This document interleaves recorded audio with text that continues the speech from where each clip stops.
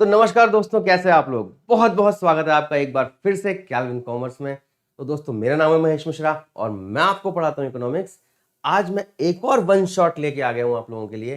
भाई, बच्चे बहुत डिमांड कर रहे थे इस वाले चैप्टर की, कह रहे थे कि ये बहुत बड़ा चैप्टर है सर, इसको करने में ना बहुत टाइम खर्च हो रहा है। तो आप ना कुछ ऐसा कर दो कि ये शॉर्ट में रिवाइज हो जाए चैप्टर। तो भैया, शॉर्ट में लेके आ गया मैं आप लोगों के लिए कलेक्शन ऑफ डेटा, सबसे लंबा चैप्टर जिसको हम करेंगे बहुत ही शॉर्ट ड्यूरेशन में, और एक एक पॉइंट को रिवाइज करेंगे, एक एक पॉइंट को कवर करेंगे। क्यों करना जरूरी है ये चैप्टर बच्चों? ये चैप्टर ना ज्यादा मार्क्स का आता है एग्जाम में। इस चैप्टर में से पक्का क्वेश्चन आने वाले हैं, चाहे वो क्वेश्चनर पे हो, चाहे वो सैम्पलिंग पे हो, चाहे वो methods of collection of data हो, प्राइमरी डेटा हो, सेकेंडरी डेटा, मतलब बहुत सारे ऐसे टॉपिक हैं जो सभी के सभी इंपॉर्टेंट है। इसलिए इस चैप्टर को बिल्कुल हल्के में मत लो। ये थोड़ी सी देर की वीडियो है, इसको देख लो और चैप्टर कंप्लीट कर लो। तो विदाउट वेस्टिंग एनी टाइम चलते हैं अपने टॉपिक पे। तो बच्चों, इस चैप्टर का नाम ही है कलेक्शन ऑफ डेटा। मतलब डेटा को कलेक्ट कैसे किया जाएगा, कैसे इसको इकट्ठा किया जाएगा। बच्चों, इस वीडियो को देखने के बाद अपने सभी दोस्तों में शेयर भी कर देना, ताकि उन सभी का टाइम भी बच सके, उनको भी बेनिफिट मिल सके इस शॉर्ट ड्यूरेशन में इस बड़े चैप्टर को कैसे कवर करना है। तो बच्चा, कलेक्शन का मतलब होता है इकट्ठा करना, और डेटा का मतलब क्या है? What do you mean by data? भाई, कोई भी इंफॉर्मेशन, चाहे वो क्वालिटेटिव हो, क्वांटिटेटिव हो, किसी भी तरह की इंफॉर्मेशन जिससे आप कुछ रिजल्ट निकाल सकते हो, कुछ एनालिसिस कर सकते हो, वो सब कुछ डेटा में काउंट होती है। Everything is data. आप यहां पर एक वीडियो देख रहे हैं, that is also the part of data. YouTube कुछ अपनी कैलकुलेशंस कर रहा होगा इस डेटा से। आप किसी स्कूल में जाते हैं, वहां पर आपकी जो अटेंडेंस रिकॉर्ड हो रही है, वहां पर जो आप फीस सबमिशन कर रहे हो, हर चीज क्या होती है? डेटा होती है। एक देश के अंदर कितनी सरकार आ गई, क्या उसका जीडीपी है, कितने रोड एक्सीडेंट होते हैं, मतलब सुबह से लेकर शाम तक आप जितनी भी चीजें करते हो, हर चीज डेटा है। बट क्या हर चीज काम की है? ये डिपेंड करता है कि आपको कौन सी इंफॉर्मेशन से क्या एनालिसिस करना है। तो statistics is all about analysis. जो भी आपके पास इंफॉर्मेशन है उसको एनालाइज करना स्टैटिस्टिक्स कहलाता है। और उसको एनालाइज करने के लिए सबसे जरूरी चीज क्या होती है बच्चों? डेटा। ये देखो, कंप्यूटर में डेटा भरा पड़ा रहता है, हमारे ब्रेन के अंदर डेटा भरा हुआ है। कितनी पीढ़ियों का डीएनए ब्रेन के अंदर है, बहुत सारा डेटा हमारे ब्रेन के अंदर है। कुछ लोग किसी चीज में एक्टिव हो जाते हैं, कुछ लोग किसी चीज में, क्योंकि सब डेटा उनके डीएनए के अंदर भरा हुआ है। तो भाई, ये डेटा जो है, facts about something that can be used in calculating, reasoning और प्लानिंग। भाई, कैलकुलेशन करने में, रीजनिंग लेने में और प्लानिंग करने में, एक्सेट्रा बहुत सारी ऐसी चीजों में बच्चों हम डेटा का इस्तेमाल करते हैं। अब ये डेटा पता लग गया बड़ा इंपॉर्टेंट है। इस डेटा को कलेक्ट कैसे करते हैं और ये डेटा कितने तरह का होता है, ये इस चैप्टर की शुरुआत का पॉइंट है। तो चलिए बच्चों, दो तरह के डेटा होते हैं, एक होता है इंटरनल और एक होता है एक्सटर्नल। इस डेटा को जब आप इकट्ठा करने जाते हैं तो आप शुरुआत करते हैं किससे? स्टैटिस्टिकल इंक्वायरी से। ये क्या चीज होती है? What is the meaning of statistical inquiry? जब एक पर्सन किसी दूसरे ऐसे पर्सन से जिससे इंफॉर्मेशन लेनी है कुछ पूछता है, उसको नोट करता है, रिकॉर्ड करता है, that process is called statistical inquiry. भाई, मैं फॉर्म वॉर्म लेके गया सामने वाले के पास, हाँ जी भाई साहब, आपका नाम बताओ, ये बताओ, वो बताओ, और अब मैंने डेटा वगैरह इकट्ठा करना शुरू कर लिया, चाय वाय पी के डेटा इकट्ठा हो गया हमारा। That is called statistical inquiry. तो statistical inquiry means an investigation on a topic by any agency। जैसे एजेंसी का एग्जांपल लें, सबसे पहले आपके दिमाग में आना चाहिए एनएसएसओ। सबसे बड़ी ऑर्गेनाइजेशन है इंडिया की, जो नेशनल सैंपल सर्वे ऑर्गेनाइजेशन। ये डेटा इकट्ठा करती है किसके लिए? सेंसस हो, चाहे मतलब जनगणना वगैरह हो, एम्प्लॉयमेंट हो, आधार कार्ड, बैंक अकाउंट, आईटीआर, बहुत सारी चीजों का डेटा इसके पास होता है। और ये अलग अलग एजेंसीज को, अलग अलग ऑर्गेनाइजेशंस को वो डेटा प्रोवाइड करती है, ताकि वो देश के विकास में काम कर सकें। पॉवर्टी का डेटा, लोगों की फूड रिक्वायरमेंट का डेटा, सब डेटा एनएसएसओ के पास रहते हैं। ये बहुत बड़ी ऑर्गेनाइजेशन है जो डेटा इकट्ठा करती है। Relevant quantitative information is collected. यहां पर काम की इंफॉर्मेशन आपकी कलेक्ट की जाएगी। तो हमने इंक्वायरी का मतलब पढ़ लिया कि जब भी कोई इन्वेस्टिगेशन होगी किसी टॉपिक पे किसी भी एजेंसी या ऑर्गेनाइजेशन के द्वारा, तो उसको कहा जाएगा स्टैटिस्टिकल इंक्वायरी। बच्चों अगले पॉइंट पे चलते हैं, कुछ इंपॉर्टेंट टर्म्स। ये जो इंपॉर्टेंट टर्म्स हैं ये इस चैप्टर को आपको करने में बहुत हेल्प करेंगी। तो पहली इंपॉर्टेंट टर्म क्या है बच्चों? Who is the investigator. Investigator कौन होता है भाई? जो इन्वेस्टिगेशन करेगा वो इन्वेस्टिगेटर हो गया। कहते नहीं इन्वेस्टिगेटिंग ऑफिसर, रिपोर्टिंग। तो the person who conducts the statistical inquiry is known as investigator. तो जो भी इंक्वायरीज करवा रहा होगा उसे इन्वेस्टिगेटर कहा जाएगा। ये खुद एन्यूमरेटर भी हो सकता है और ये दूसरे लोगों को भी अपॉइंट कर सकता है एज एन्यूमरेटर। तो एन्यूमरेटर कौन पर्सन होगा? The investigator needs the help of certain persons. ये अकेला सब कुछ नहीं कर सकता, इसको बहुत सारे अपने काम के लोगों की जरूरत पड़ेगी जो उस डेटा को इकट्ठा करने में इसकी मदद कर सकते हैं। उन्हें क्या कहा जाता है? उन्हें कहा जाता है बच्चों एन्यूमरेटर। जो लोगों के पास जाएंगे, उनके डाउट्स को सॉल्व करेंगे। हमें कोई क्वेश्चन पूछना है, अब सामने वालों को वो क्वेश्चन ही समझ में नहीं आया, तो हमें यहां पर एन्यूमरेटर की जरूरत पड़ेगी। एन्यूमरेटर जाएगा, उसे समझाएगा भाई साहब इस क्वेश्चन का मतलब ये है, अब आप बताइए कि आप इसका क्या आंसर देंगे। वो आंसर देगा, वो नोट कर देगा। फिर किसी और के पास जाएगा, उसे कोई और डाउट आया तो उसका वो डाउट सॉल्व करेगा। तो एन्यूमरेटर वो पर्सन है जो इन्वेस्टिगेटर को चाहिए, किस लिए? ताकि वो डेटा को इकट्ठा कर सके। Certain persons to collect the information, इनको हम क्या बोलते हैं? एन्यूमरेटर। अब वो सामने वाला जो पर्सन है जिससे हम इंफॉर्मेशन ले रहे हैं उसे हम क्या बोलते हैं? रेस्पोंडेंट, क्योंकि वो रेस्पॉन्स करने वाला है जैसा भी हमें डेटा चाहिए। जैसे हमें चाहिए एक एरिया में कितने रोड एक्सीडेंट हो रहे हैं, तो हमने ऐसे लोगों से जानकारी ली जिनको उसके बारे में पता है। जैसे हम पुलिस थाने गए, हम न्यूज़पेपर ऑफिसेज वगैरह गए, तो वहां लोगों से हमने पूछा और हमें जानकारी मिल गई। हमें किसी स्कूल के अंदर देखना है कि किस सेक्शन में कितने बच्चे हैं, या कितने बच्चे कॉमर्स स्ट्रीम के हैं, कितने बच्चे साइंस स्ट्रीम के हैं, कितने बच्चे ह्यूमैनिटीज के हैं। तो अलग अलग स्ट्रीम के बच्चे, उनमें कितने मेल हैं, कितने फीमेल हैं, मतलब कितने बॉयज हैं, कितने गर्ल्स हैं। तो ये सारी इंफॉर्मेशन लेने के लिए हमें किसी पर्सन के पास जाना पड़ेगा जो हमें वो डेटा देगा। तो उसे कौन बोलते हैं? Respondent. The person from whom the inquiry, statistical inquiry या फिर information is collected are known as respondents. अगला आ गया भाई सर्वे। सर्वे, इस पूरी प्रोसेस को जो करा जाएगा ना उसी को सर्वे बोला जाएगा। सर्वे का मतलब मेनली ये होता है कि आपने किसी एक टॉपिक पे कुछ क्वेश्चंस बनाए और सर्टेन नंबर ऑफ पर्संस को आपने डिसाइड किया कि इन लोगों से हम ये क्वेश्चंस पूछेंगे और फिर इनके जवाब के हिसाब से हम बताएंगे कि ये जो हमारी स्टडी है ये कहती है।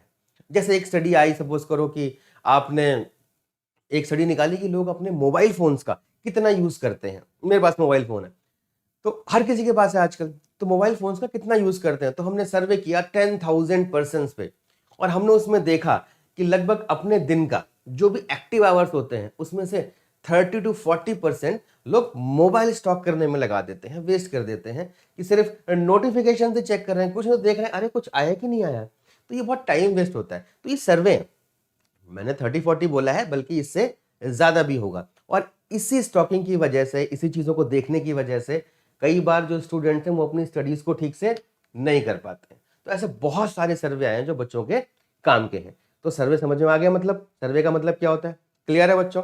आगे बढ़ सकते हैं हम? चलिए आगे बढ़ते हैं। अगला पॉइंट क्या है बच्चों? Sources of data. दो तरह से डेटा इकट्ठा किया जा सकता है। एक होता है बच्चों इंटरनल सोर्स और दूसरा होता है एक्सटर्नल सोर्स। क्या डिफरेंस है इंटरनल और एक्सटर्नल? जो इंटरनल होगा वो विद इन द ऑर्गेनाइजेशन, एक प्रीमाइसिस के अंदर की इंफॉर्मेशन इकट्ठा की जा रही है, किसी बाहर वाले से कोई बात नहीं की जा रही। जैसे एक बहुत बड़ी कंपनी, समझ लो टाटा इंडस्ट्री है। अब टाटा इंडस्ट्री सिर्फ अपने एम्प्लॉइज का ही डेटा इकट्ठा करना चाह रही है, तो उसे किसी दूसरे एजेंसी के पास जाने की जरूरत नहीं होगी। उसके पास तो खुद का डेटा होगा उन सब का, और वहां से वो कुछ ना कुछ एनालिसिस करेगी। तो इंटरनल जो होगी वो ऑर्गेनाइजेशन के अंदर के लोगों से इंफॉर्मेशन ले ली जाए, और एक्सटर्नल ऑर्गेनाइजेशन के बाहर के लोगों से इंफॉर्मेशन कलेक्ट की जाए। बात समझ में आई? तो इंटरनल और एक्सटर्नल में थोड़ा सा फर्क है। जो अंदर से होगा वो इंटरनल और जो बाहर से होगा वो एक्सटर्नल। पढ़ के देखेंगे definition. In an organisation when the data is collected from its reports and records, जो उसके खुद के रिकॉर्ड्स हैं उनसे डेटा इकट्ठा किया जाए तो उसे इंटरनल सोर्स कहा जाएगा, और जब किसी बाहर वाले से किया जाए ऑर्गेनाइजेशन के बाहर से तो उसे क्या कहा जाएगा, एक्सटर्नल कहा जाएगा। तो हमने ये देख लिया कि डेटा कहां कहां से इकट्ठा किया जा सकता है। अब डेटा होता कितने तरह का है, तो बच्चों मेनली दो तरह का होता है डेटा। एक प्राइमरी डेटा होता है और एक दूसरा जो है वो सेकेंडरी डेटा है। इसके बाद देखते हैं। प्राइमरी डेटा को आप ओरिजिनल डेटा भी कह सकते हो, वास्तविक इंफॉर्मेशन।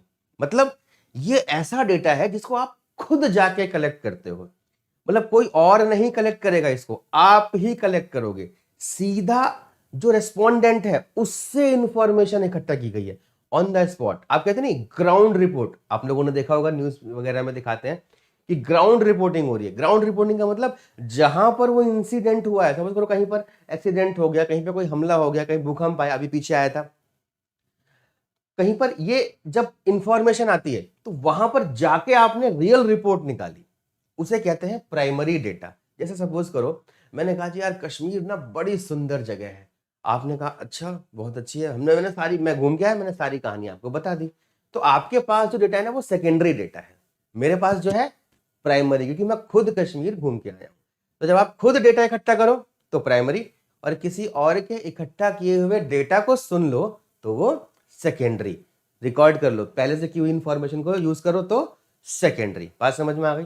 इसके सोर्सेज क्या क्या होते हैं, बहुत सारे सोर्सेज हैं बच्चों। पहले सेकेंडरी की डेफिनेशन भी आप पढ़ लीजिए। The data which is not directly collected but rather obtain from the published, जो पहले से पब्लिश या फिर अनपब्लिश सोर्सेज होते हैं, is known as secondary data. For example national accounts statistics published by the CSO। तो एक ऑर्गेनाइजेशन ने कोई डेटा इकट्ठा कर रखा है और आपने वहां से अपनी इंफॉर्मेशन इकट्ठा करी और एक रिजल्ट निकाल के दिखाया। अब बात करते हैं एक एक करके हर डेटा की। बच्चों वन शॉट है, फालतू बात नहीं होगी, सिर्फ काम की बात होगी, सिर्फ पढ़ाई की बात होगी इसके अंदर, ठीक है। तो अगर आपको पूरा चैप्टर रिवाइज करना है तो बच्चों ध्यान से पूरी वीडियो को देख लीजिए, कहीं भी इधर उधर जाने की जरूरत नहीं है। वीडियो को पॉज करके नोट कर लीजिए सारे पॉइंट्स को, क्योंकि सब कुछ कवर कर दिया है मैंने इसमें। इस वीडियो के अलावा आपको और कुछ देखने की जरूरत नहीं पड़ेगी कलेक्शन ऑफ डेटा में, that's my guarantee to all. तो कौन कौन से मेथड हैं डेटा को कलेक्ट करने के। पहला मेथड है बच्चों डायरेक्ट पर्सनल इन्वेस्टिगेशन या फिर पर्सनल इंटरव्यू। आप सीधा सामने वाले के पास जाके डेटा को कलेक्ट कर रहे हो। इसके अलावा भी हमारे 5 और मेथड्स होते हैं, एक एक करके सारे मेथड्स को पढ़ेंगे। यहां पर हम सीधा जाते हैं इंफॉर्मेशन इकट्ठा करने के लिए, यहां पर हम हर उस रेस्पोंडेंट के पास नहीं जाते, किसी ऐसे पर्सन के पास जाते हैं जिसके पास और लोगों की इंफॉर्मेशन हो सकती है। जैसे यहां पर हम हर बच्चे के पास गए इंफॉर्मेशन लेने और यहां पर हम स्कूल के प्रिंसिपल के पास चले गए।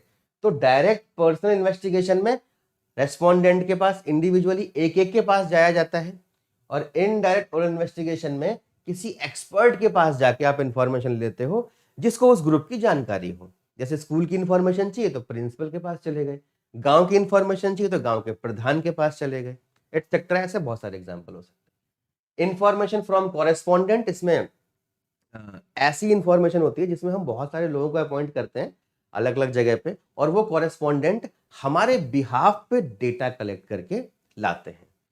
फिर है टेलीफोनिक इंटरव्यू, फोन पे पूछ लिया। मेल क्वेश्चनर मेथड, मतलब एक आपने क्वेश्चन का पूरा परफॉर्मा बना दिया, उसमें बहुत सारे क्वेश्चंस लिख लिए और उसमें ऑप्शंस रख दिए, राइट या रॉन्ग, टिक लगाने वाले, फिल इन द ब्लैंक्स भरने वाले, और वो मेल कर दिया लोगों को, और जिन्होंने मेल पढ़ी उसने आपको रिप्लाई भेज दिया। अगला है क्वेश्चनर फिल्ड बाय एन्यूमरेटर।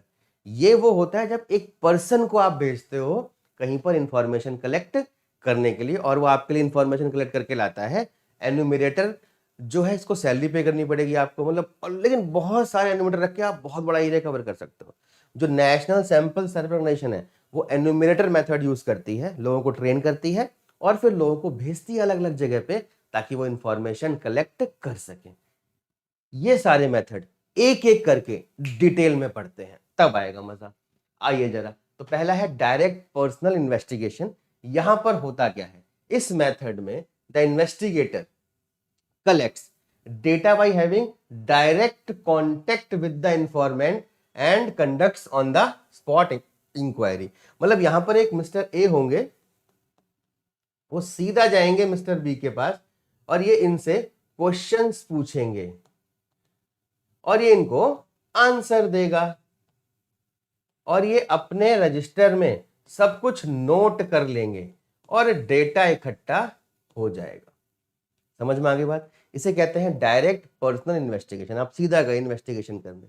बच्चों अब सबसे बड़ी समस्या जो बच्चों को आती है, सब कहते हैं कि सर मेथड तो 5-5 6-6 हो रखे हैं, हर मेथड के मेरिट्स और डिमेरिट्स एग्जाम में पूछ लेता है टीचर, हम बड़ा कंफ्यूज होते हैं कौन से वाले मेरिट लिखें कौन से वाले डिमेरिट लिखें। तो इस वाली समस्या को मैंने पूरी तरह से खत्म कर दिया है बच्चों। यहां पर कैसे खत्म कर दिया, एक एक पॉइंट के क्या क्या इंपॉर्टेंट पॉइंट हो सकते हैं, मतलब क्या उसके मेरिट्स हैं और क्या उसके डीमेरिट्स हैं, उनको मैंने आपके लिए बना दिया है शॉर्ट में। आओ देखो क्या है शॉर्ट में। पहला फायदा इसका कि जो आप सीधा इंफॉर्मेशन ले रहे हो तो आपको एकदम ओरिजिनल इंफॉर्मेशन मिलेगी। इंफॉर्मेशन में कोई घपला लोचा नहीं हो सकता, तो ओरिजिनल इंफॉर्मेशन आपके पास पहुंचती है। दूसरी खास बात, ये फ्लेक्सिबल है। भाई मैं जा रहा हूं किसी के पास इंफॉर्मेशन लेने के लिए, अब वो बंदा बड़ा गुस्से में बैठा हुआ है, तो भाई उससे उस हिसाब से क्वेश्चन पूछेंगे। अब क्वेश्चन पूछते पूछते किसी क्वेश्चन पे भड़क गया वो, हमने पूछा जी भाई साहब आपकी शादी वादी हो गई या नहीं हो गई, तो भड़क गए भाई साहब, अभी पीछे 4 दिन पहले तलाक हुआ था उनका। हमने क्वेश्चन पूछ लिया तो आप सामने बैठे हो गए तो आप तुरंत बदल दोगे, अरे भाई साहब वो तो मजाक की बात थी, ऐसे चलता रहता है। मतलब ऐसे चेंज कर सकते हो आप क्वेश्चन को। तो फ्लेक्सिबिलिटी हो सकती है आपके क्वेश्चन पूछने में, डेटा को कलेक्ट करने में, ताकि सामने वाला जो है कंफर्टेबली आपको सारे के सारे जवाब दे सके। तो बड़ा अच्छा मेथड है ये, बड़ा फायदा है इस मेथड का। रिलायबल एंड एक्यूरेट, आप इस पे पूरी तरह से भरोसा कर सकते हो क्योंकि आप खुद इंफॉर्मेशन लेने के लिए जा रहे हो। अगला यूनिफॉर्मिटी, एक ही आदमी हर किसी से क्वेश्चंस पूछेगा तो जो डेटा इकट्ठा होगा वो बड़ा यूनिफॉर्म होगा कि अलग अलग लोग नहीं जा रहे हैं यहाँ काम करने के लिए, एक पर्सन जा रहा है सबसे इंफॉर्मेशन इकट्ठा करके ला रहा है। इकोनॉमिकल, अब अपने आप को सैलरी तो आप पे नहीं करोगे क्योंकि आप खुद ही जा रहे हो काम करने के लिए, तो यहां पर पैसा भी बच जाता है।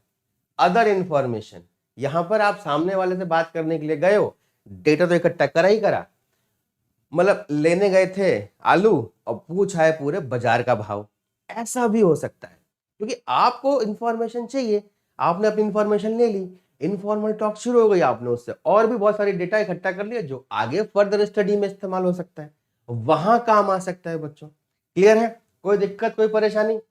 Suitable for all type of question, कैसा भी क्वेश्चन हो डायरेक्ट पर्सनल इन्वेस्टिगेशन में उसको पूछा जा सकता है क्योंकि हमें पता है सामने वाला किस स्टेट ऑफ माइंड में है, किस मूड में है, आप आराम से बता सकते हो उसको। ठीक है जी, पानी पी लीजिए जरा जरा। अब भैया बुराई की बात आई। बच्चों पता है आप लोग मेरिट्स और डिमेरिट्स में कंफ्यूज क्यों होते हैं, दिक्कत क्यों आती है? आप याद मेरिट्स कर लेते हो और ना उसकी मेरिट्स में खो जाते हो। ऐसा नहीं करना चाहिए। जब आप मेरिट्स की बात करो तो उसकी अच्छाइयां देखो, लेकिन जब डीमेरिट्स की बात करो ना तो कुछ भी उसमें अच्छा आपके दिमाग में रहना नहीं चाहिए, तभी आप उसकी बुराइयां निकाल पाओगे। अगर आपके दिमाग में चल रहा होगा यार ये तो बड़ा अच्छा मेथड है, इसमें तो ये फायदा है वो फायदा है, तो बुराइयां लिखते टाइम ना आपके पॉइंट पॉजिटिव ही आ रहे होंगे दिमाग में, नेगेटिव वाले पॉइंट ही नहीं आएंगे दिमाग में। इसलिए मेरिट्स को याद कर लिया, अगर मेरिट्स पूछिए मेरिट्स लिख दी, लेकिन अगर डीमेरिट्स पूछ रहा है तो मेरिट्स को साइड में फेंक दो एकदम, मतलब उसको दिमाग में रखो मत, वो दिमाग से बाहर निकाल के तब बुराइयां सोचने की कोशिश करोगे तो भर के बुराइयां निकलेंगे। अरे हम तो बुराई करने में एकदम आगे हैं यार, किसी की बुराई करवा लो हमसे, कर देंगे बुराई, डिबेट करवा लो। इंडियंस हैं भैया, इंडियन वाली क्वालिटी तो रहेगी, है नहीं? और बच्चे तो खूब बुराई करते हैं एक दूसरे की, वही समझ लो। तो इसकी बुराई इस वाले मेथड की, पहला not suitable for wide area, सही है एकदम, बात समझ में आ रही है? एक अकेला आदमी कितना, मुहावरा भी है, अकेला चना भाड़ नहीं फोड़ता, मतलब एक अकेला आदमी कितने लोगों से इंफॉर्मेशन ले लेगा? अगर बहुत बड़ा एरिया कवर करना है तो भाई साहब बचपन में शुरू करेगा, बुढ़ापे तक खत्म करेगा डेटा कलेक्शन, वो दिक्कत हो जाएगी, तब तक पुराने वाला डेटा चेंज हो जाएगा।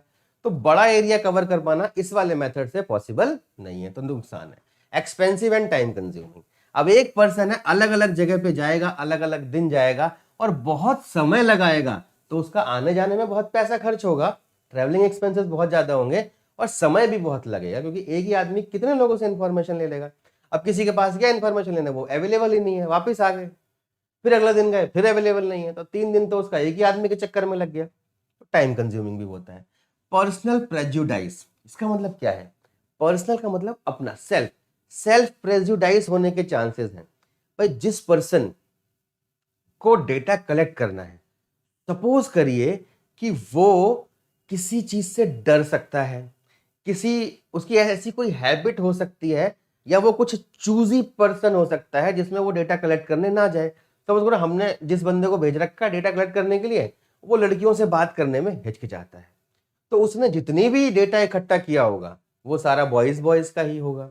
लड़कियों से बात करने में शर्मा रहे हैं भैया, डेटा कलेक्ट करके ही नहीं आए उनसे, या फिर किसी पर्टिकुलर एरिया में जाने से उसको डर लग रहा है, वहां उसकी लड़ाई झगड़ा हो रखा है, मतलब यहां पर उसका पर्सनल प्रेजुडाइज होने के खतरा है। अगर उसे कोई चीज खराब लगती है तो वो उसके बारे में इंफॉर्मेशन अपने इंटेंशन के साथ वो गलत काम कर देगा, तो हमारे डेटा की जो एक्यूरेसी है वो टॉलरेट हो जाएगी, मतलब वहां दिक्कत आ जाएगी, वहां कॉम्प्रोमाइज करना पड़ेगा हमें। अगला है ट्रेंड पर्सनल। अगर आप किसी आदमी को भेजते हो ये काम करने के लिए, या कोई पर्सन जाता है, तो उसका ट्रेंड होना जरूरी है। कैसे क्वेश्चन, क्रॉस क्वेश्चनिंग हो सकती है जब आप डेटा इकट्ठा कर रहे हो, ये बड़ा इंपॉर्टेंट पॉइंट है। अगर क्रॉस क्वेश्चनिंग में उसने सही जवाब नहीं दिए तो गड़बड़ हो जाएगी और फिर सही डेटा इकट्ठा नहीं हो पाएगा। तो ये होगा इसके कुछ फायदे और ये होगा इससे कुछ नुकसान। अब आते हैं दूसरे वाले मेथड पे। दूसरा है बच्चों इनडायरेक्ट ओरल इन्वेस्टिगेशन, कि आप ओरली पूछ रहे हो और डायरेक्टली नहीं, इनडायरेक्टली जाके आप डेटा इकट्ठा कर रहे हैं। इस मेथड में होता क्या है, जो इन्वेस्टिगेटर है अप्रोच थर्ड पार्टी, मेन आदमी के पास नहीं जा रहा, उस मेन आदमी के बारे में और उसके जैसे बहुत सारे लोगों के बारे में, कोई एक बॉस भाई साहब होते हैं, उन बॉस भाई साहब के पास सारी इंफॉर्मेशन होती है। जैसे सोसाइटीज में आंटियां वगैरह होती हैं, उन्हें पूरी खबर होती है सोसाइटी की सारी बहुओं की। कुछ आंटियां ऐसी होती हैं, तो वो थर्ड पार्टी है, वहां गए पूरी सोसाइटी की खबर ले ली आपने कि फलाने के यहाँ ये हो रहा है, उनके यहाँ हो रहा है, उनके यहाँ वो हो रहा है। समझ में आई बात? तो थर्ड पार्टी से बड़ी इंफॉर्मेशन मिल सकती है। Who are in the possession of information, जिनके पास जानकारी है about the subject of inquiry. इसका क्या फायदा है बच्चों? बड़े काम की चीज होती है। जैसे मैंने एग्जांपल लेता है स्कूल में प्रिंसिपल्स, पहला कि आप यहां पर थोड़ा एरिया ऑफ कवरेज आप ना बढ़ा सकते हो, क्योंकि एक ही आदमी कई सारे आदमियों के बारे में इंफॉर्मेशन दे देगा आपको। इकोनॉमिकल, थोड़ा पैसा ही बच जाएगा, पूरे एरिया में घूमना नहीं पड़ेगा आपको। यहां पर बायस होने के चांसेस थोड़े से बच जाते हैं, क्योंकि वो जो आंटी जी हैं वो उन सबकी इंफॉर्मेशन दे देंगे, सबको एक नजर से देखेंगी वो तो। एक्सपर्ट ओपिनियन जैसे एग्जांपल लें कि स्कूल के प्रिंसिपल के पास जा रहे हो आप इंफॉर्मेशन लेने के लिए, तो वो एक्सपर्ट है, तो वो आपको सही ओपिनियन देगा हर बच्चे के बारे में, हर इंफॉर्मेशन के बारे में।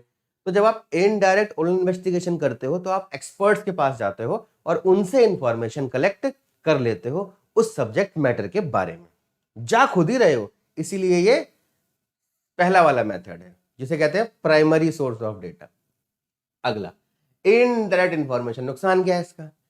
कि इंफॉर्मेशन आपको सीधा उस पर्सन से मिल रही है, नहीं मिल रही है, तो हो सकता है कुछ बातें, इंपॉर्टेंट फैक्ट्स छुपा लिए जाए। लैक ऑफ एक्यूरेसी, यहां पर आपकी कलेक्ट की हुई इंफॉर्मेशन पूरी सही है, ये तो प्रिंसिपल पे डिपेंड करता है, वो सोसाइटी वाली आंटी पे डिपेंड करता है, तो एक्यूरेसी के पूरे चांसेस नहीं है। पार्शियलिटी ऑफ विटनेस, अब आंटी जी की किसी से भिड़ी हुई है, तो आंटी जी क्या बोलेंगी? आंटी जी बोलेंगी ये तो ऐसी है, तो ऐसी है, ये है, वो है, दिक्कत हो जाएगी। तो पार्शियलिटी हो सकती है। जो विटनेस है, अब प्रिंसिपल की किसी बच्चे से भिड़ी हुई है, उसके बारे में गलत इंफॉर्मेशन दे देगा, या प्रिंसिपल को कोई उसका पर्सनल प्रेजुडाइज है, तो वहां दिक्कत आ जाएगी। तो पार्शियलिटी ऑफ विटनेस, जो विटनेस है वो पार्शियलिटी कर सकता है। Lack of interest of information, आप लोगों से इंफॉर्मेशन लेना चाहते हो, वो सारे बच्चे इंफॉर्मेशन देने में इंटरेस्टेड थे, बट आप प्रिंसिपल के पास चले गए, प्रिंसिपल ने कहा हमारे पास फालतू चीजों के लिए टाइम नहीं है, उसने आपको इन्फॉर्मेशन नहीं दी, तो सामने वाले ने इंटरेस्ट नहीं दिखाया इन्फॉर्मेशन देने में, कह रहा जी हमें बात नहीं करनी है आपसे। लैक ऑफ यूनिफॉर्मिटी, यहाँ पर यूनिफॉर्मिटी भी नहीं होगी, क्योंकि अलग अलग एरिया में अलग अलग एक्सपर्ट से आप इंफॉर्मेशन लोगे, तो जब अलग अलग एक्सपर्ट होंगे तो इंफॉर्मेशन में थोड़ा सा चेंजेस और डिफरेंसेस आ सकते हैं। समझ में आ गई बात? अगले पे चलते हैं बच्चों। अगला पॉइंट क्या है? Information from correspondent. आए है, फोटो देख के खुश हो गए होगे आप लोग। इन भाई इनको तो सब जानते हैं, हमारे इतने बेहतरीन एक्टर हैं नवाजुद्दीन सिद्दीकी जी। तो भैया इन्होंने एक बहुत बढ़िया रोल किया था और फेमस हो गया वो रोल, चांद नवाब का रोल। ये ओरिजिनल चांद नवाब है, ये वाले एक्टिंग वाले चांद नवाब हैं। और ये श्वेता जी होंगी या फिर अंजना ओम कश्यप होंगी। श्वेता जी लग रही है मुझे शक्ल से। तो ये आज तक की एक एंकर है, श्वेता है सिंह शायद इनका नाम है, ठीक है। तो श्वेता सिंह जी जो है, ये क्या है भाई? ये कॉरेस्पॉन्डेंट है। ये भाई साहब एक पाकिस्तान के रिपोर्टर हैं, ये भी कॉरेस्पॉन्डेंट है। इनका इसलिए डाला गया कि उन्होंने बड़ी मेहनत करी भाई साहब। एक बाढ़ प्रभावित क्षेत्र था और ये बड़े फेमस हुए थे क्योंकि वहां पर बाढ़ प्रभावित क्षेत्र में एकदम मेहनत करके घुसे थे और ये पूरी की पूरी रिपोर्ट तैयार करके लाए थे बच्चों। तो ये सब कौन है? ये सब कॉरेस्पॉन्डेंट है। ये आपके बिहाफ पे जाके इंफॉर्मेशन कलेक्ट करते हैं। जैसे ये न्यूज एंकर्स हैं, न्यूज रिपोर्टर्स हैं, ये अलग अलग जगह पे जाते हैं और अपने अपने एरियाज में इंफॉर्मेशन कलेक्ट करते हैं। तो बच्चों अगर आपको बहुत बड़ा एरिया कवर करना हो और 24/7 मतलब 24 घंटे 7 दिन आपको इंफॉर्मेशन चाहिए हो, तो आप देखते हो कहीं पर भी कोई भी बम फटा, कोई झगड़ा हुआ, कोई मारपीट हुई, कोई मर्डर हो गया, कोई भी ऐसी चटपटी खबर आई, तुरंत ही एंकर्स वहां माइक वाइक लेके पहुंच जाते हैं। कैसे पहुंच जाते हैं? ये थोड़ी फ्लाइट लेके पहुंचते हैं। वहां के जो लोकल न्यूज रिपोर्टर्स होते हैं उनको अपॉइंट किया जाता है, उनको एज अ कॉरेस्पॉन्डेंट ये कंपनीज रखती हैं अपने पास। क्यों रखती हैं? ताकि जब भी जिस भी एरिया में कोई गड़बड़ हो तो हमारे पास तुरंत सबसे पहले डेटा मिल जाए। इन न्यूज रिपोर्टर्स में बड़ी होड़ रहती है सबसे पहले इंफॉर्मेशन देने की। सबसे पहले आपने मूवीज देखी होंगी, स्पाइडरमैन में सबसे पहली स्पाइडरमैन की फोटो कौन खींच के लाएगा? तो उस वाली मूवी में भी ऐसे ही हो रहा था, तो वो पीटर पार्कर जाके लेके आता है। तो information from correspondent, under this method local agents या फिर correspondent are appointed and train to collect the information from the respondent. इनको अपॉइंट किया जाता है और रेस्पॉन्डेंट से इंफॉर्मेशन कलेक्ट की जाती है। ये बड़े काम की चीज है। इसके भी फायदे और नुकसान जरा देखे जाएं तो भैया वाइड कवरेज तो सबसे इंपॉर्टेंट पॉइंट है। इकोनॉमी, इकोनॉमी किस सेंस में कहना चाह रहा है? इकोनॉमी कहने का मतलब है कि अगर एक ही एंकर को आप रखोगे, एक ही एरिया में सारे लोगों को रखोगे, तो बार बार उनको जंप करके उन एरियाज में जाना पड़ेगा और वहां से इंफॉर्मेशन लेके आना पड़ेगा। टाइम लगेगा, ट्रेवलिंग एक्सपेंस लगेगा, रहने खाने का खर्चा होगा। इससे अच्छा क्या है, हर एरिया में आपने अपने अपने अपने अपने अपने पॉइंट्स कर दिए एक तरह से, और वो उसी एरिया में रहता है तो ऑलरेडी क्योंकि वहां पर उसका घर है, वहां रहना है, तो वो कम सैलरी में भी काम करने को तैयार हो जाएगा। तो इकोनॉमी आ जाती है। सूटेबल फॉर स्पेशल पर्पस, अगर मुझे केरल में कोई डेटा कलेक्ट करना है, कोई इंफॉर्मेशन चाहिए मुझे, तो बच्चों मुझे कन्नड़ बोलनी आनी चाहिए, वहां की लैंग्वेज आनी चाहिए, तभी तो वहां के लोग, लोकल लोग हैं, वो डायरेक्टली मेरे से बात करेंगे, मेरे को डेटा देंगे अपना। वरना डेटा क्यों देंगे? वो अरे अनजान लोगों से बात नहीं करते हम। लेकिन वहीं का आदमी एकदम धोती कुर्ता पहन के एकदम बेहतरीन केरल वाले स्टाइल में चला गया तो क्या देंगे? अरे अपना ही बंदा है, पूछो जी क्या पूछना है, उन्हीं की लैंग्वेज में पूछेगा और फैमिलियर होगा उनके कल्चर से, उनके बिहेवियर से, उनके ट्रेडिशन से, तो वो आराम से इंफॉर्मेशन डेटा कलेक्ट कर सकता है। ये लगातार, अगर वहां पर ऑलरेडी पर्सन है तो कॉन्टिन्यूटी बनी रहेगी, लगातार वो इंफॉर्मेशन कलेक्ट कर सकता है बच्चों। दूसरा डीमेरिट्स, यूनिफॉर्मिटी यहां पर नहीं मिली क्योंकि अलग अलग एरिया के लोग होंगे, अलग अलग कल्चर होगा, अलग अलग ट्रेडिशन होगा। डेंजर ऑफ पार्शियलिटी, अलग अलग एरिया, कल्चर, रीजन के लोगों में पार्शियलिटी होने के चांसेस हो सकते हैं, तो वहां पर जो डेटा इकट्ठा किया होगा वहां पर डेंजर ऑफ पार्शियलिटी पॉसिबल है। Lack of accuracy of high degree, क्योंकि आप किसी लोकल कॉरेस्पॉन्डेंट पे डिपेंड हो और लोकल कॉरेस्पॉन्डेंट जो होते हैं वो अपने एरिया में ज्यादा पावरफुल होते हैं, तो आप उनसे ज्यादा बहसबाजी नहीं कर सकते। तो जो डेटा आपको मिल रहा है आपको उस पर भरोसा करना पड़ेगा। तो हाई डिग्री एक्यूरेसी होने के यहां पर लेस चांसेस हैं। टाइम भी लगता है। टाइम क्यों लगता है? क्योंकि अलग अलग एरिया में लोगों को अपॉइंट करना, वहां से इंफॉर्मेशन कलेक्ट करना, पहुंचाना, that is a very long and hectic process. बात समझ में आ गई बच्चों? तो ये हो गया कॉरेस्पॉन्डेंट के थ्रू इंफॉर्मेशन लेना। अच्छा, मैं यहां पर रुकना चाहता हूं, थोड़ी सी बातें क्या कहना चाह रहा हूं मैं। बच्चों देखो, जो भी ये मेरिट्स और डिमेरिट्स हैं, इनमें बिल्कुल कंफ्यूज होने की जरूरत नहीं है। जिसके भी मेरिट्स और डिमेरिट्स हैं, लगभग सारे पॉइंट एक जैसे हैं। तो कुछ कॉमन पॉइंट्स आपको बना लेने चाहिए, जैसे wide coverage, less coverage, economical वाला, और सुटेबल किस किस जगह पे हो सकता है, और एक्यूरेसी वाला। ये 4 पॉइंट हैं। अलग अलग मतलब समझ लिया आपने, कॉरेस्पॉन्डेंट के थ्रू क्या होगा क्या नहीं होगा। तो उन 4 पॉइंट में से ही आप सबके मेरिट्स और डिमेरिट्स निकाल सकते हो। इसलिए हर क्वेश्चन के, हर टॉपिक के अलग से रटने की जरूरत नहीं है। कॉमन मेरिट्स और डिमेरिट्स निकालिए, उन्हीं को प्लॉट करना सीख जाइए। जैसे यहाँ पर कॉरेस्पॉन्डेंट है तो फायदे दिमाग में आ रहे हैं कि भाई ज्यादा एरिया कवर हो जाएगा, इकोनॉमिकल रहेगा, रेगुलर इंफॉर्मेशन मिलती रहेगी, इस तरीके से। और डिमेरिट्स भी कुछ ऐसे ही कॉमन डिमेरिट्स बना लीजिए। जितने पॉइंट्स मैंने लिखे हैं उन सारे पॉइंट्स के साथ लिखो, और कॉमन वाले पॉइंट्स को आप बना लो ऐसे टेबल बना के, इसका इसका इसका, और कॉमन पॉइंट्स को बाहर लिख दो। इससे आपके 3 से 4 कॉमन पॉइंट्स आ जाएंगे जो सब में लागू होते हैं। तो आपको बस उन्हीं से काम करना है। 10 नंबर में थोड़ी आना क्वेश्चन, 3 नंबर से मैक्सिमम आना नहीं है इस क्वेश्चन को। जब भी मेरिट डिमेरिट आएगा मैक्सिमम 3 मार्क्स में क्वेश्चन, मैक्सिमम बता रहा हूं, उससे ज्यादा में नहीं आने वाला। तो ये पॉइंट्स याद कर लोगे, काम हो जाएगा। अब आते हैं अगले पॉइंट पे बच्चों, टेलीफोनिक इंटरव्यू। इसमें आप टेलीफोन पे भी इंफॉर्मेशन ले सकते हो। अब ये देखो, जैसी टेलीफोन की बात हुई, आप तुरंत दिमाग लगा लेना भाई, टेलीफोन में तो यार टाइम बच जाएगा, बैठे बैठे फोन कर रहे हैं, ट्रैवलिंग कॉस्ट बच जाएगी, आने जाने का खर्चा बच जाएगा, और सामने वाले से इंफॉर्मेशन आप बहुत अच्छे से ले सकते हो। तो फायदे भी हैं, और नुकसान क्या होंगे, आओ जरा नुकसान की बात करते हैं। टेलीफोन में आप सीधा बात कर रहे हैं, देखो भाई साहब ने इनको फोन करा, पेन पेंसिल लेके बैठ गए, मैडम ने इनको भैया कॉल करा, इनका इंटरव्यू वगैरह ले लिया, डेटा इकट्ठा कर लिया। आजकल बहुत सारी कंपनीज अपने कई सारे राउंड की जो इंटरव्यू की प्रोसेस है वो टेलीफोनिक राउंड के थ्रू ही कर रहे हैं। उसके बाद बुलाते हैं कंपनी में कि भैया आओ पर्सनल इंटरव्यू देने के लिए, वरना टेलीफोन पे ही सारा काम हो जाता है बच्चों। ठीक है,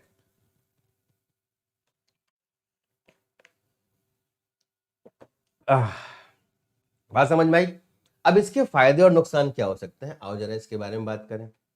फायदा, भाई एक साथ बड़ा एरिया कवर हो जाएगा, कहीं भी बैठे बैठे फोन कर लो, सस्ता लगेगा, और आप सामने वाले के डाउट्स भी क्लियर कर सकते हो। नुकसान, लिमिटेड यूज। जरूरी नहीं है कि हर कोई टेलीफोन पे इतना कंफर्टेबल हो इंटरव्यू देने के लिए, या फिर हर कोई टेलीफोन का इस्तेमाल करता हो, तो यहां बड़ी दिक्कत आती है। Visual feedback is not possible. अगर सामने वाला इंटरनेट यूज नहीं करता है तो ये वाली कमी लिखी जाएगी।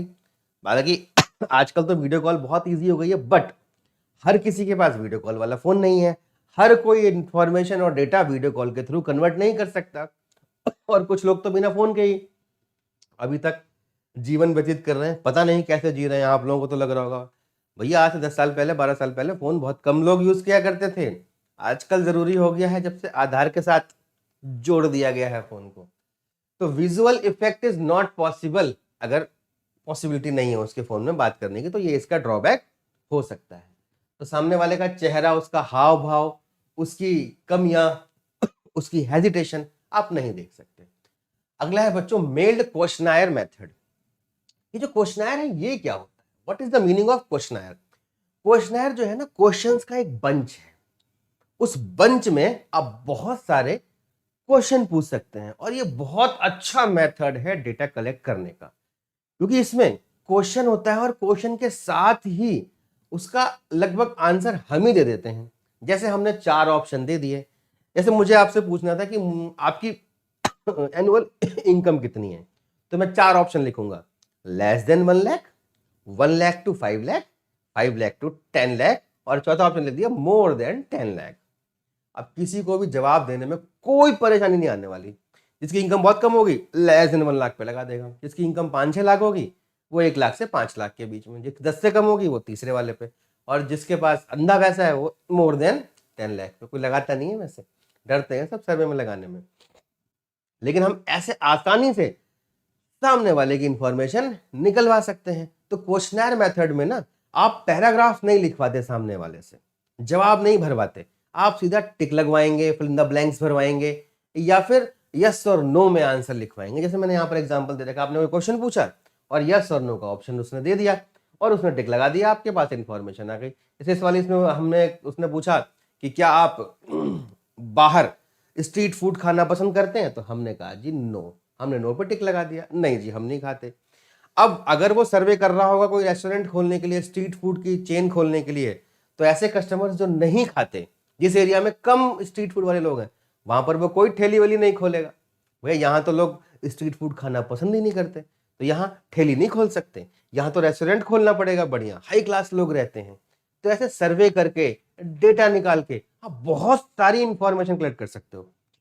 जैसे मैं एग्जांपल देता हूं आप लोगों को कि मेरी बाइक, ऑटोमोबाइल कंपनी है, बाइक बनाता हूं मैं, और मुझे ना कोई बाइक लॉन्च करनी है। अब मैं चाहता हूं कि मेरी बाइक जैसी लॉन्च हो वैसी बिक जाए, तो मैंने क्या करा, मैंने एक सर्वे बनाया। तो आपको एग्जांपल दे रहा हूं, बिजनेस आइडिया एक तरह का। एक सर्वे निकाला और उसमें मैंने यंगस्टर्स की बाइक बनाना चाह रहा हूं मैं, तो यंगस्टर्स के सारे रिक्वायरमेंट्स लिख दिए कि कितने सीसी की बाइक हो सकती हैं, क्या प्राइस होना चाहिए, आपको बाइक में कौन कौन से फीचर चाहिए। तो ऐसे करके मैंने लगभग 10,000 लोगों से वो फॉर्म भरवा दिए। अब जिस जिस यंगस्टर ने वो फॉर्म भरा होगा, वो तो सपने में उसी बाइक के बारे में सोचता होगा कि यार इतने सीसी की बाइक मिल जाए, इतने रुपए में मिल जाए, इतना ये हो जाए वो हो जाए। मैंने उन 10,000 फॉर्म को कंसाइल किया और मैंने लगभग सभी के बजट, सभी की मन मुताबिक एक बाइक बना के तैयार कर दी। और डेटा मेरे पास है ही उनका, और मैंने सबके पास इंफॉर्मेशन पहुंचा दी कि भाई अब मार्केट में बाइक आ चुकी है, तो वो सारे के सारे बाइक खरीदने के लिए पहुंच जाएंगे। ये फायदा होता है डेटा का। मैंने जिस दिन बाइक लॉन्च करी, 10,000 लोग खरीदने के लिए पहुंच जाएंगे, क्योंकि जैसी बाइक वो चाहते थे वैसी ही बाइक मैंने उनके लिए बना दी है। बात समझ में आई? इसीलिए डेटा इंपॉर्टेंट है। तो मेल्ड क्वेश्चनर मेथड में आप क्या करते हो, मेल कर देते हो लोगों को। ईमेल की बात हो रही है यहां पर, आपने उसको मेल कर दिया। अब वो लोग जो हैं वो अपनी मेल खोलेंगे, क्वेश्चंस को पढ़ेंगे, क्वेश्चन के जवाब देंगे और आपको रिवर्ट कर देंगे। अब इसके फायदे भी हो सकते हैं और नुकसान भी। इसमें करते क्या है हम, इसमें बच्चों मेल की जाती है और मेल के ऊपर एक कवरिंग लेटर लगाया जाता है कि हम किस बारे में सर्वे कर रहे हैं। आदमी वो सर्वे कवरिंग लेटर पढ़ेगा, उस कवरिंग लेटर से वो डिसाइड कर लेगा उसे आगे जाना है नहीं जाना है। जाएगा, जवाब देगा और भेज देगा। फायदे क्या है, एक साथ अनगिनत लोगों को आप मेल कर सकते हो, जितने मर्जी को मेल कर दो, बहुत ही कम टाइम लगेगा और पैसा तो लगेगा ही नहीं, जीरो। सिर्फ इंटरनेट कॉस्ट आती है, वो तो बहुत ही नील के बराबर है। तो फायदे क्या क्या हैं इसके, मेरिट्स। अच्छा अगले पे आ गए हम, वाइड कवरेज। देखो वही वाले पॉइंट्स आ रहे हैं, देखो यहाँ पर भी वाइड कवरेज था ना, मैंने कहा था कॉमन पॉइंट बन जाएंगे, वाइड कवरेज, इकोनॉमिकल। अब क्लैरिटी ऑफ डाउट्स, ये वाला मेरिट इसमें तो है उसमें नहीं है, तो किसी किसी में एक एक बस याद करना है आपको, अगर आपको डालना है उसको, वरना कॉमन वाले डाल के काम चल जाता है। तो वाइड कवरेज है, बहुत सस्ता है, ओरिजिनल, सामने वाला इंफॉर्मेशन देगा, आप किसी कॉरेस्पॉन्डेंट और पर डिपेंडेंट नहीं होते, जिससे इंफॉर्मेशन चाहिए वही भर के देगा आपको इंफॉर्मेशन और डेटा, इसमें कोई बायस नहीं होता। मेंटेन्स सीक्रेसी, ये सीक्रेसी बना के रखता है, मतलब जिससे इंफॉर्मेशन लेनी है सिर्फ उसके पास मेल जाएगी, जिसको इंफॉर्मेशन देनी है सिर्फ वही मेल भेजेगा। तो ये क्या करता है बच्चों, सीक्रेसी मेंटेन करके रखता है कि किसी और के पास जाने की जरूरत नहीं होती। नुकसान भी बहुत सारे हैं, देखो लिमिटेड स्कोप, यहां तो वाइड कवरेज कह रहे थे, अब लिमिटेड स्कोप क्यों कह दिया, क्योंकि हर कोई तो मेल यूज करता ही नहीं होगा, तो यहां पर चांसेस है कि वो लोग मेल रीड करें ही ना, या बहुत सारे लोगों के पास ईमेल आईडी ही नहीं होती, तो लिमिटेड स्कोप है। लेस एक्यूरेसी एंड प्रिसाइशन, अब सामने वाला जब डेटा को भर रहा है तो पता नहीं वो किस स्टेट ऑफ माइंड में हो, पता लगा देखा उसने, अरे सर्वे आया, अक्कड़ बक्कड़ बम्बे बोल 80-90 पूरे 100 ABCD, जय माता दी है जय माता देवी लगा के कुछ भी डाल दिया उसने, तो यहां पर ये चांसेस हैं।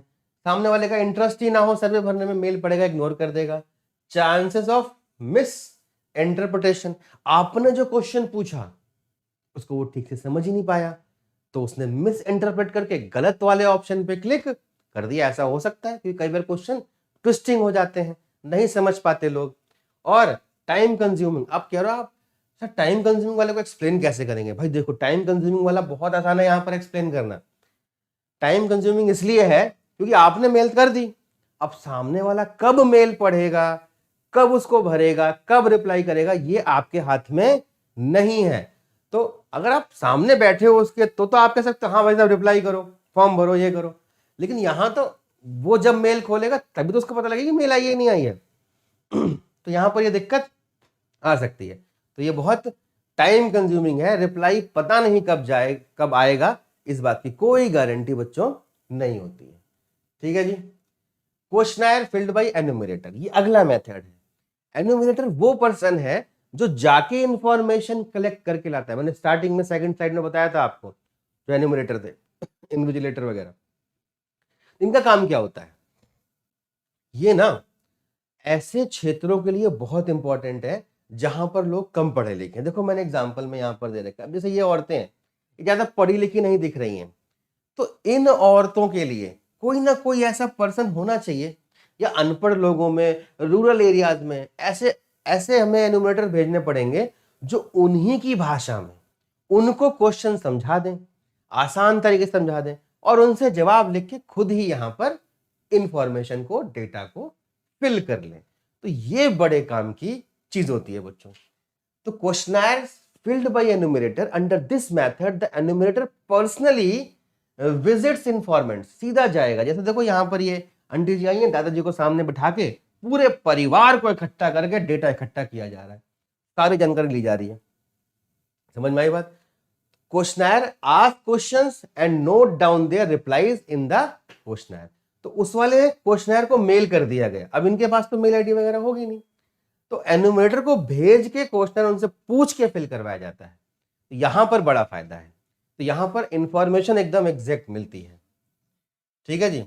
तो इसके फायदे क्या है? ये भी बहुत एरिया कवर कर लेगा, अलग अलग जगह अलग अलग एन्यूमरेटर भेज सकते हो आप, एक्यूरेट होगा, भरोसेमंद होगा, बेटर रिस्पॉन्स, सामने वाले से तुरंत रिस्पॉन्स ले सकते हो आप, आसान भाषा में समझाने के लिए ट्रेन किया हुआ है आपने उन लोगों को, लिमिटेड चांस ऑफ पार्शियलिटी, यहां पर पार्शियलिटी होने के भी चांसेस नहीं है, क्योंकि क्वेश्चनर में जो क्वेश्चन है वही तो पूछेगा वो, और वो हमारा जवाब बता देगा।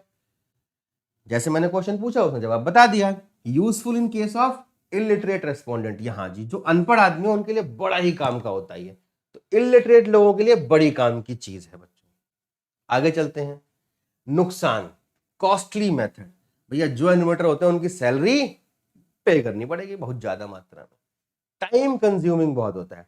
जाके एक आदमी के पास, आप किसी के पास गए, उसके पास नहीं है टाइम, भाई साहब आज टाइम नहीं, कल आना, कल भरेंगे इस फॉर्म। ऐसे कर करके कई बार टाइम बहुत ज्यादा लग जाता है। यहां पर पार्शियलिटी हो सकती है, यहां पर क्या लिखा था? Limited chance of partiality. तो यही पॉइंट मेरिट में भी डाल सकते हो आप, और यही पॉइंट डीमेरिट में भी डाल सकते हो आप, लेकिन एक्सप्लेन आपको अलग अलग तरीके से करना पड़ेगा। यहां पर आप लिखोगे कि भाई पार्शियलिटी नहीं करेगा, कोई क्वेश्चनर फिल करना है, यहां पर आप लिख सकते हो कि अनपढ़ आदमी से उसने वो क्वेश्चन ही नहीं पूछे टाइम बचाने के लिए, या किसी पार्क में बैठा है एन्यूमरेटर, कहा आज यार 50 फॉर्म भरने, चलो जी अक्कड़ बक्कड़ बम्बे बोल, खुद ही भर दिया उसने, हो गया खत्म कहानी। समझ में आई बात? तो वहां पार्शियलिटी हो सकती है। अगला है इनएबिलिटी ऑफ एन्यूमरेटर। जो आपका एन्यूमरेटर है कई बार वो क्या होता है बच्चों, इनेबल है, उसको जानकारी नहीं है, गलत गलत क्वेश्चन पूछ रहा है। तो एक मूवी थी मालामाल वीकली, उसमें परेश रावल जी ने बड़ी अच्छी एक्टिंग करी थी, वो एन्यूमरेटर बने थे उसके अंदर। तो उसमें जाते हैं किसी लेडी के पास, अब वहां पर एग्जाम्पल है ये इनएबल, मतलब अच्छा एन्यूमरेटर नहीं है। तो उसमें क्या करते हैं, जाते हैं किसी लेडी के पास, कहते हैं मैडम ये बताइए आपकी शादी हो गई है? तो वह कहती हैं नहीं। कहते हैं अच्छा शादी नहीं हुई है। अच्छा अगला क्वेश्चन उसमें लिखा होता है कि आपके कितने बच्चे हैं? तो उन्होंने पूछ लिया आपके कितने बच्चे हैं, एक जोरदार तमाचा खाया भाई साहब ने, क्योंकि जब ये पहला क्वेश्चन ये लिखा था कि आपकी शादी हो गई है, उसने बोला नहीं, तो एबल और समझदार एन्यूमरेटर होना चाहिए। तो परेश रावल जी ने उस लेडी से क्वेश्चन पूछा कि आपके कितने बच्चे हैं? तो नाराज हो गए, उसने थप्पड़ मार दिया। अब उसने कहा मतलब ये दूसरा वाला क्वेश्चन जो है ना ये गलत पूछा है, इसको पहले पूछेंगे अब बच्चे वाले क्वेश्चन को। तो दूसरे किसी लेडी के पास गए, वहां पर उन्होंने क्वेश्चन क्या पूछा, वहां पूछा जी हाँ जी मैडम आपके कितने बच्चे हैं? उन्होंने कहा जी 3। अब फिर उन्होंने अगला क्वेश्चन पूछ लिया कि मैडम आपकी शादी हो गई है? अब फिर से एक जोरदार तमाचा। जिसको समझ में आ गया वो समझ गए होंगे कि भाई जब बच्चे 3 हैं तो शादी वाला क्वेश्चन, शादी होगी तभी तो बच्चे होंगे। बात समझ में आई? तो जो एन्यूमरेटर है अगर वो इनेबल है, अगर वो कैपेबल नहीं है, समझदार नहीं है, दिमाग नहीं है उसमें, तो दिक्कत हो सकती है। क्लियर है? चलो जी आगे चलते हैं। Construction of a questionnaire.